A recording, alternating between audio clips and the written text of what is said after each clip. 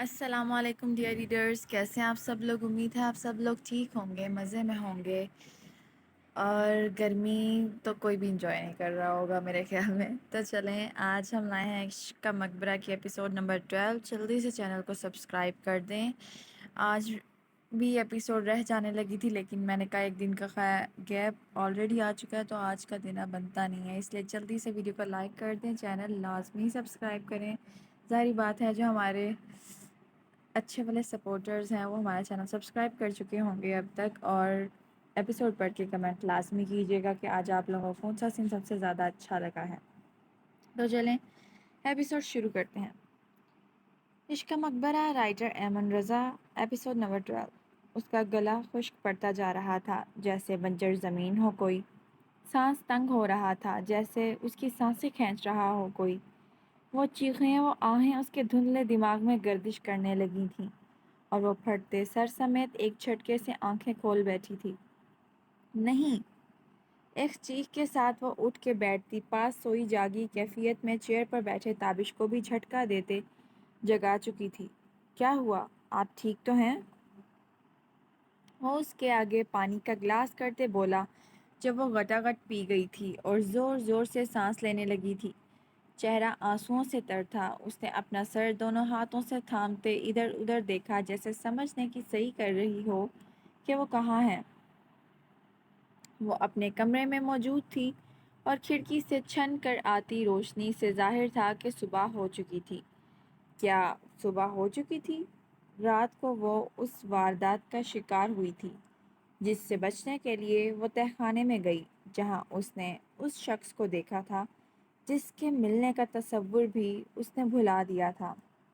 وہ ایک دم لحاف اپنے اوپر سے نوچ کر پھینکتی اٹھی تھی اور دروازے کی طرف بھاگی تھی۔ کہاں جا رہی ہیں آپ ایسے؟ وہ اسے پاگلوں کی طرح دوپٹے اور جوتے کے بغیر بھاگتے دیکھ حیرت سے چلاتا ہوا اس کے پیچھے بھاگا تھا۔ اس کی آواز پر ناشتہ کرتے سبھی لوگ متوجہ ہوئے تھے، اور نگاہ اوپر راہداری سے نیچے ننگے پاؤں اور ننگے سر بھاگ کر آتی نازلی کی جانب گئی تھیں۔ وہ مغرور حسینہ جس کو انہوں نے آج تک ننگے پاؤں زمین پر رکھے نہ دیکھا تھا، وہی حسینہ اس سفید حویلی کی زمین پر دیوانوں کی طرح ننگے پاؤں بھاگی تھی۔ آخر کس کے لیے؟ یہ سوچ سب کے ذہن میں ابھری تھی، مگر جواب صرف ایک تھا جو نازلی کے دل و دماغ میں ادھم مچا رہا تھا۔ اس کا نبراس زندہ تھا، وہ کھویا نہیں تھا، اسے چھپایا گیا تھا۔ کہاں جا رہی ہو تم؟ شمس صاحب اپنی کرسی سے اٹھ کر اس کے سامنے آتے بولے تو وہ انہیں نظر انداز کیے تہہ خانے کی طرف بھاگی، جب وہ سبھی مرد حضرات بھی پیچھے آئے تھے، جبکہ خواتین اور وہ تمام لڑکیاں منہ میں انگلی دبائے اسے تکنے لگی تھیں۔ تم وہاں نہیں جا سکتی لڑکی، وہ تمہارے جانے کی جگہ نہیں ہے۔ دستار بلوچ اس کا بازو دبوچتے گرجتے لہجے میں بولے، جس پر وہ بل کھا کر رہ گئی۔ کیا؟ کیوں نہیں جا سکتی؟ کسے چھپا رکھا ہے آپ نے وہاں؟ ہاں؟ کون سے ایسے گناہ ہیں جو آپ اندھیرے میں چھپائے بیٹھے ہیں؟ وہ ایک ایک لفظ نفرت سے دانت پیس کر ادا کرتی بولی تو شمس صاحب دھاڑے، زبان سنبھال کر بات کرو لڑکی، تمہارے تایاں ہیں وہ، عزت سے بات کرو۔ شمس صاحب اسے کھینچ کر تھپڑ رسید کرنے لگے تھے جب وہ ان کا ہاتھ بیچ میں ہی تھام گئی تھی۔ غلطی سے بھی مجھے چھونے کی کوشش تو بالکل بھی مت کیجیے گا شمس صاحب، آپ کی بیٹیوں کی طرح ہرگز نہیں ہوں میں، جو منہ چھپاتی آپ کی مار سہ جاؤں گی۔ صحیح ہونے پر بھی نازلی کر مانی ہوں میں، صحیح کو لپیٹ کر منہ پر مارنے کی عادت ہے مجھے۔ وہ ان کا ہاتھ غصے سے جھٹک کر آگے بڑھی تھی اس تہہ خانے کا دروازہ کھولنے، جب شیر دل بلوچ اچانک اس کے آگے حائل ہوا تھا کہ وہ اس کے سینے سے ٹکرا کر رہ گئی تھی، اور اتنی سی دیر میں ہی وہ شخص گہرائی سے اس کی خوشبو گہرا سانس کھینچتے اپنے اندر اتار چکا تھا۔ صدقے، یوں ہتھیاروں سے لیس ہو کر کس پر قیامت ڈھانے کا ارادہ ہے میڈم جی؟ وہ ایک ہاتھ سے اس کے کھلے بالوں کی لٹوں کو منہ سے پیچھے ہٹاتا بولا، جو نازلی ہاتھ مار کر بیچ میں ہی چھٹک چکی تھی۔ پیچھے ہٹو، وہ ہلکے بل چلائی تھی، اسے دھکا دیتی، جس پر وہ ہاتھ سیز فائر کے انداز میں کھڑے کرتا رستے سے ہٹ گیا تھا۔ تہہ خانے کا دروازہ کھولتے وہ ننگے پاؤں گرتے پڑتے سیڑھیاں اترنے لگی تھی، جب اس کے کانوں میں دردناک چیخوں کا نہ رکنے والا سلسلہ شروع ہو چکا تھا، اور یہ دل چیر دینے والی چیخیں کسی اور کی نہیں بلکہ اس کی محبت، اس کے محبوب شوہر نبراس کی تھیں۔ وہ پھولتے سانس سمیت اس سلاخوں کے دروازے کے باہر آئی تھی اور زور سے کس کر سلاخوں کو مٹھیوں میں بھینچا تھا۔ سانس سینے میں اٹکی تھی، کیونکہ منظر اس کی روح کو تیروں سے گھائل کر دینے والا تھا۔ جہاں نبراس کو پٹیوں میں جکڑے اسے بجلی کے جھٹکے دیے جا رہے تھے، جس پر وہ سسک رہا تھا، چیخ رہا تھا درد سے۔ میں نے کہا کھولو، کھولو اسے، ورنہ کل کا سورج دیکھنے کے لیے تم لوگ زندہ نہیں بچو گے۔ اس نے انہیں آنکھوں سے ہی مار دینے والی نظروں سے تکتے کہا تو شیردل بلوچ ایک آئی برو چکا کر رہ گیا۔ نازلی کا بس نہ چل رہا تھا کہ وہ سلاخیں توڑ کر اس قیدی تک پہنچ جاتی۔ اس کی دھمکی پر تھوک نکلتے وہ ہاتھ روک گئے تھے اور ڈر کر شیردل بلوچ کو دیکھا تھا، جس نے آنکھ کے اشارے سے انہیں دروازے کو کھولنے کا کہا تھا، جس پر وہ اگلے ہی لمحے دروازہ کھول گئے تھے، اور اس سے اگلے لمحے نازلی اندر تھی۔ میڈم جی، قیدی کے لیے اتنی بے چینی؟ یہ تو غلط بات ہے۔ اس بے چینی کا واحد مستحق تو صرف اس گاؤں کا ہونے والا سردار ہونا چاہیے۔ آپ نے اس قیدی کو بیچ میں لا کر اچھا نہیں کیا، خام خام مارا جائے گا۔ وہ مونچھوں کو تاؤ دیتے غرور سے بولا تو نازلی تیر کی تیزی سے اسے گریبان سے پکڑ کر دھکیلتی دیوار میں پٹک چکی تھی۔ وہ سب دنگ تھے کہ اس نازک لڑکی میں اتنی ہمت آخر آ کہاں سے گئی تھی۔ وہ اس کے دل کو نوچنے کی بات کر رہا تھا، وہ جان سے نہ مار دیتی اسے، اس کو زبان سے محروم نہ کر دیتی۔ جس نے یہ بات کہی تھی اس کو ابدی نیند نہ سلا دیتی، جو اس کی روح کے حصے کو ختم کرنے کی بات کر رہا تھا۔ اس کا تو کلیجہ پہلے ہی پھٹ رہا تھا اپنی روح کو اس حالت میں دیکھ۔ وہ خود کو ختم کر دینا چاہتی تھی، جو اتنے سال اس کی موجودگی سے انجان رہی، مگر نہیں، ابھی یہ وقت نہیں تھا۔ آج تو بول لیا ہے، آئندہ ایسا سوچنا بھی مت۔ میری آنکھوں کے سامنے تم اسے ہاتھ لگاؤ گے، زندہ نہ زمین میں گاڑ دوں گی تمہیں۔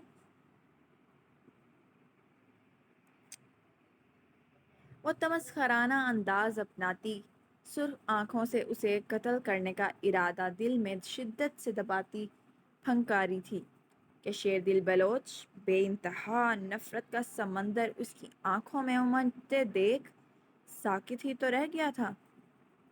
شاید وہ کوئی نوکیلی چیز اس کی گردن پر مار بھی دیتی، اگر نبراس اس درد سے نہ کراہتا۔ آہ! وہ جھٹکے سے اسے چھوڑتی، نبراس کے سامنے آتی، اسے پیاسی نگاہوں سے تکنے لگی تھی۔ کہاں کہاں لگی ہے آپ کو؟ درد ہو رہا ہے؟ ادھر دیکھیں، آنکھیں کھولیں۔ وہ بے چینی سے اس کا چہرہ دونوں ہاتھوں میں تھامتی، اس کا انگ انگ سرخ آنکھوں سے نہارتی بولی تو اس کا زخموں سے چور بدن دیکھ وہ شدت درد سے اپنے لبوں کو دانتوں سے بے رحمی سے کاٹ کر رہ گئی تھی۔ آخر وہ کس کس زخم پر مرہم پہلے رکھتی؟ زخم تھے کہ ان گنت، اور درد تھا کہ بیش بہا۔ وہ سسک کر رہ گئی تھی، مگر سرخ ڈوروں والی آنکھوں کو سختی سے مینچتے، آنسو بہنے سے روکتی اس کا منہ تھپ تھپانے لگی۔ ابھی وہ حویلی والوں پر اپنا رشتہ ظاہر نہیں کر سکتی تھی، ورنہ ان کے ہاتھ نازلی کی ایک اور کمزوری لگ جاتی۔ سنیے، اٹھیں، یہ پانی پی لیں، میری طرف دیکھیں، میں آ گئی ہوں، میں وہی ہوں جو کل آئی تھی۔ وہ آنسوؤں کا گولا بمشکل پیتے بھاری آواز میں بولی تو لگا دل پھٹ جائے گا جب نبراس نے آنسوؤں سے بھری آنکھیں اٹھا کر اس کی نگاہوں میں دیکھا تھا۔ یا خدا، اتنی تکلیف، اتنا درد! اس کا دل کیا پھوٹ پھوٹ کر رو دے۔ بے بسی کی انتہا تو یہ تھی کہ وہ اسے گلے بھی نہ لگا پا رہی تھی۔ دل کیا ایڑیاں پٹک پٹک کر روئے، خود کو نوچ ڈالے، جو اس کا درد خود میں نہ انڈیل سکے۔ مگر ایسا کہاں ہوتا ہے اس بے حس دنیا میں۔ کبیر ادا کا ہاتھ تھامے سلطان ہاؤس میں داخل ہوا تھا۔ اندر بیٹھے سبھی لوگوں نے کچھ تعجب سے کبیر کو ایک لڑکی کا ہاتھ تھامے دیکھا۔ کبیر، یہ کون ہے؟ امامہ بیگم، طارق صاحب کی بیوی، کھڑے ہوتے ہوئے بولیں، اپنے بیٹے کے ساتھ انجان لڑکی کو دیکھ وہ ٹھٹکی تھیں۔ بیوی ہے میری، اس نے پختہ لہجے میں کہا، جس پر ادا کے ہاتھ کی گرفت اس کے ہاتھ پر سخت ہوئی تھی۔ یہ کیا مذاق ہے کبیر؟ طارق صاحب گرج کر بولے، ڈیڈ، کیا ہم بات کر سکتے ہیں؟ ان کے کہنے پر وہ ان دونوں کو لیے کمرے میں گیا۔ ادا باہر لاؤنج میں شارف صاحب اور روحا کے ساتھ ہی بیٹھی تھی۔ بمشکل جب روحا نے سوال کیا، آپ تو ادا ہیں نا، امرہ کی بیسٹ فرینڈ؟ اس کے سوال پر اس نے خشک ہوتے گلے کے ساتھ زبان سے لب تر کرتے اثبات میں سر ہلایا تھا۔ اگر اسے یہ معلوم تھا تو وہ اس کے بارے میں اچھے سے جانتی ہوگی۔ کہیں اسے میرے اور زیدان کے تعلق کے بارے میں تو نہیں پتا؟ وہ لرزتی آنکھوں سے پلکیں اٹھائے چور نظروں سے روحا کو دیکھنے لگی، جو اشتیاق بھری نظروں سے اسے ہی تک رہی تھی۔ کچھ دیر بعد وہ لوگ باہر نکلے تو طارق صاحب نے اس کے سر پر پیار دیا تھا اور اس کے سر سے نوٹ وارتے ملازموں میں تقسیم کیے تھے، جبکہ امامہ بیگم نے بھی اس کا ماتھا چوما تھا۔ ان کے کبیر کی دلہن جو تھی، جس کی منتیں اور ترلے کر کر کے وہ تھک گئی تھیں، آج وہ اچانک شادی کر آیا تھا۔ یہ تم نے اچھا نہیں کیا کبیر، میرے اتنے ارمان تھے، وہ ذرا غصہ ہوتی ہوئی بولی تو وہ اپنے کان کھینچ کر ان سے سوری کرنے لگا، جس پر وہ ادا کو خاصا کیوٹ لگا تھا، لیکن پھر اپنی ہی سوچ پر وہ اگلے لمحے لعنت بھیج گئی تھی جب کبیر نے سب کی نظروں سے نظریں بچاتے اسے آنکھ ماری تھی۔ اب بھی آنے کی کیا ضرورت تھی؟ ایک عدد بچہ کر کے ہی آ جاتے، شارف صاحب نے لطیف سا طنز کرتے کہا، جس پر وہ کہکا لگا کر رہ گیا تھا۔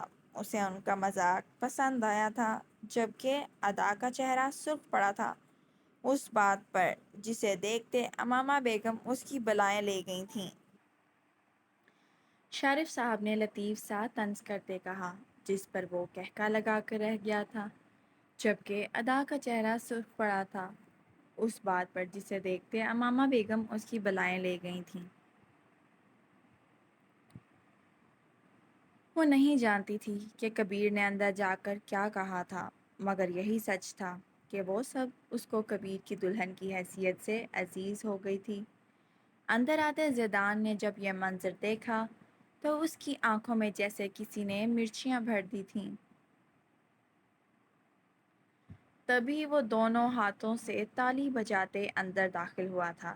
ارے واہ، یہاں تو ڈرامہ چل رہا ہے، وہ طنزیہ مسکراہٹ سے ان دونوں کو دیکھ بولا تو ادا کا چہرہ لٹھے کی مانند سفید پڑ گیا تھا۔ اس ہی وقت سے ڈرتی تھی وہ کہ وہ برے سائے کی مانند اس کے سر پر لہراتا رہے گا، اور اب بھی وہی ہوا تھا۔ ارے اندر آؤ زیدان، ان سے ملو، یہ تمہاری بھابھی ہیں ادا، نجمہ بیگم نے اپنے بیٹے کو آگے آنے کا اشارہ کرتے کہا، جس پر وہ ادا کے بالکل سامنے آ کر کھڑا ہوا تھا۔ ان سے تو میں مل چکا ہوں، پہلے ہی، وہ بھی ایک بار نہیں، بار بار۔ کیوں بھابھی جی، بتایا نہیں آپ نے ان سب کو؟ وہ دونوں ہاتھ سینے پر لپیٹتے تنزیہ نگاہوں سے اسے تکتا، ان سب کے سامنے ذلت سے دو چار کرنے کا ٹھیک ٹھاک ارادہ رکھتا تھا، جس پر کبیر نے ضبط کی حدوں کو چھوتے مٹھیاں بھینچی تھیں۔ کیا واقعی ادا؟ کہاں ملے تم لوگ؟ امامہ بیگم نے اشنبے سے آنکھوں میں حیرت لیے اسے پوچھا تھا، جس کا حلق تک بنجر ہو چکا تھا۔ قدم ٹگمگانے لگے تھے۔ تو کیا ایک بار بچ جانے کے بعد بھی وہ اپنے سسرال والوں کے آگے رسوا ہونے چلی تھی؟ اب کیا بیٹھے بیٹھے مراقبے میں چلی گئی ہو؟ گھر نہیں چلنا کیا؟ یاور سلطان جو نکاح کے لوگوں کو فارغ کرتے اندر داخل ہوا تھا، امرہ کو چلنے کا بولنے لگا، جو اپنی لہو رنگ آنکھیں اس کی آنکھوں میں گاڑ گئی تھی۔ تم نے میری خوشیاں مجھ سے چھین لیں، میرے باپ کے سامنے مجھے رسوا کر دیا اور مجھے اپنے نام کی زنجیروں سے باندھ دیا۔ اب بھی تم یہ تصور کر رہے ہو کہ میں تمہارے ساتھ کہیں جانا گوارا کروں گی؟ وہ ایک ایک قدم اٹھا کر اس کی طرف آتی نفرت بھری نگاہوں سے دیکھ بولی تھی،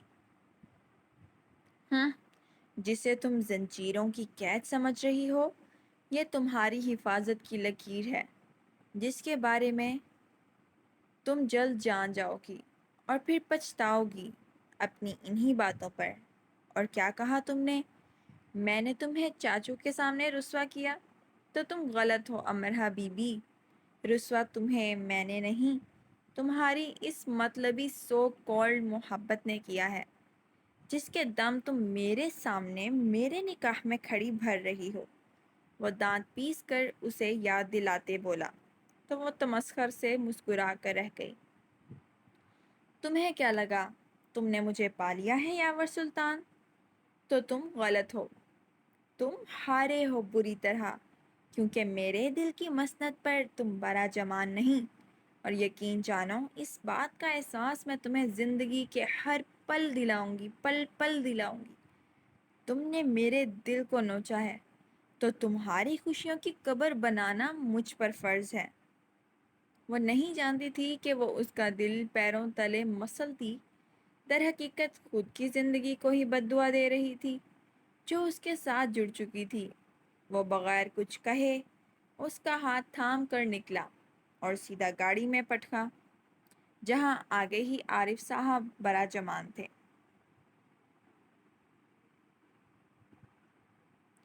جلد ہی وہ لوگ سلطان ہاؤس پہنچ چکے تھے، اور اندر داخل ہوتے سب کی حیرت بھری نگاہوں کا مرکز یاور اور اس کے ساتھ کھڑی عروسی لباس میں موجود امرہ بنی تھی۔ امرہ، تم اس لباس میں کیا کر رہی ہو؟ نجمہ بیگم حیرت سے عارف صاحب کا سرخ پڑتا چہرہ دیکھ چلائی تھیں۔ کیا وہ حقیقت سے واقف ہو گئی تھیں یا جاننے والی تھیں؟ مگر جلد ہی نبراس کی آنکھوں میں جانا پہچانا تاثر دیکھ اس کا دل تیزی سے دھڑکا، اور وہ گٹاگٹ اس کے ہاتھوں سے پانی پینے لگا تھا، جو اس نے پاس ہی پڑے اسٹیل کے گلاس میں مٹکے سے بھرا تھا۔ پیتے پیتے اسے شدید غوطہ لگا تھا، جسے نازلی نے اس کی کمر مسلتے آرام پہنچایا تھا۔ وہ جھٹکے سے اپنی جگہ سے اٹھتا کونے میں پڑے اس کل والے دوپٹے کی طرف لپکا، اور مٹھیوں میں دبوچتے ناک کے قریب کرتے سونگھ کر خود کو سکون پہنچانے لگا تھا۔ خوشبو، خوشبو، ہاں ہاں ہاں۔ وہ بار بار اس کا دوپٹہ سونگھتا اور یہی عمل دہراتا، جس پر اب کی بار وہ اپنے آنسوؤں کو بہنے سے روک نہ پائی تھی، اور یہی حال کچھ باہر سلاخوں والے دروازے سے اندر جھانکتی نور کا تھا، جو اسے دیکھ اپنے آنسو پوچھ رہی تھی۔ حویلی کی لڑکیاں نہیں جانتی تھیں کہ یہاں کوئی ایسا قیدی بھی قید ہے۔ بریرہ ان میں اس وقت موجود نہ تھی، کیونکہ وہ پھر سے اس شخص کو ایک سنسان کھنڈر میں نازلی کی موت کا پلان سمجھانے گئی تھی، جس سے نازلی بخوبی واقف تھی۔ کھانا کھائیں گے آپ؟ وہ اس کے آگے گھٹنوں کے بل بیٹھتی بولی، کھانا کھانا کھانا۔ وہ زور زور سے چلاتے اس سوکھی روٹی اور پیاز کی طرف لپکا جو اس کال کوٹری کے کونے میں پڑا تھا۔ اسے کچا پیاز اور سوکھی روٹی حلق سے اتارتے دیکھ نازلی کا دل کیا سب کچھ تہس نہس کر دے۔ وہ اس کے نبراس کو اتنے سالوں سے ایسا کھانا دے رہے تھے۔ دل میں نہ ختم ہونے والی درد کی لہریں اٹھنے لگی تھیں جس نے سینے کو تیروں سے چھلنی کر دیا تھا۔ اس نے ضبط کھوتے اس کے ہاتھ سے وہ سٹیل کی پلیٹ چھینی۔ آپ لوگ یہ کھانا دے رہے ہیں اسے؟ آپ لوگوں کو خدا کا ذرا بھی خوف ہے یا ضمیر مر گیا ہے آپ لوگوں کا؟ کوئی انسان یہ کھانا کیسے کھا سکتا ہے جو آپ اسے دے رہے ہیں؟ وہ بے یقینی کے احساس تلے درد سے چیخی تو پڑی تھی۔ یہ یہاں کا قیدی ہے، ہم اس کے ساتھ جیسا مرضی سلوک کریں، تم ہمیں مت سکھاؤ۔ شمس صاحب باہر کھڑے ہی چلائے تھے، ابھی کے ابھی اس کے لیے وہی تازہ کھانا لائیے جو آپ سب نے کھایا ہے، ورنہ آپ مجھ سے بہتر جانتے ہیں میں کورٹ میں کیا سے کیا بنا کر پیش کر سکتی ہوں۔ وہ شیرنی بنی دھاڑی تھی۔ اس کی دھمکی کا پس منظر جان کر دستار بلوچ غصے سے مٹھیاں بھینچتے اس کے لیے کھانا لانے کا حکم دے گئے تھے۔ کھانا دو۔ وہ نازلی کو اس کی پلیٹ پکڑے دیکھ غصے سے گھورتے بولا، نہیں یہ نہیں کھاتے۔ وہ اسے منع کرتے بولی، کھانا دو نہ، بھوک۔ وہ نم آنکھوں سے پیٹ پر ہاتھ رکھتے بولا تو نازلی کا دل کٹ کر رہ گیا۔ چلیں باہر چلیں یہاں سے۔ وہ اس کے آگے ہاتھ کرتی بولی تو دستار بلوچ دھاڑے، خبردار جو تم اسے لے کر یہاں سے نکلی۔ کھانا تو اسے یہاں مل سکتا ہے مگر آزادی بالکل بھی نہیں۔ وہ دانت کچکچاتے ہوئے بولے، آپ بھی یہی ہیں اور میں بھی، دیکھتے ہیں آپ اسے کیسے یہاں قید رکھتے ہیں۔ نکالیں گے تو اسے آپ ہی اس قید سے باہر۔ اگر آج آپ نے خود اسے قید سے باہر نہ نکالا تو میں بھی اپنی ماں کی بیٹی نہیں۔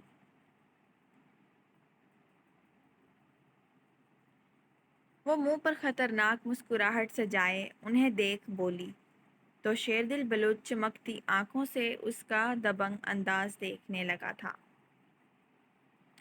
تو کیا ہوگا گائز آگے؟ نازلی کیسے نکلوائے گی نبراس کو باہر؟ سب سے زیادہ ہارٹ ٹچنگ سین یا ڈائلاگ کون سا لگا کمنٹس میں لکھ کر لازمی بتائیں، اور چینل بھی ضرور سبسکرائب کریں کیونکہ آپ کی سپورٹ ہمیں لکھنے پر مجبور کرتی ہے اور ہم اس سے زیادہ اچھا لکھ پاتے ہیں آپ کی سپورٹ سے۔ جلدی سے جو میرے اچھے والے ریڈرز ہیں، خود کو اچھا سمجھتے ہیں، وہ جلدی سے چینل سبسکرائب کریں، ویڈیو کو لائک کریں اور اپنے فرینڈس کے ساتھ شیئر بھی لازمی کریں۔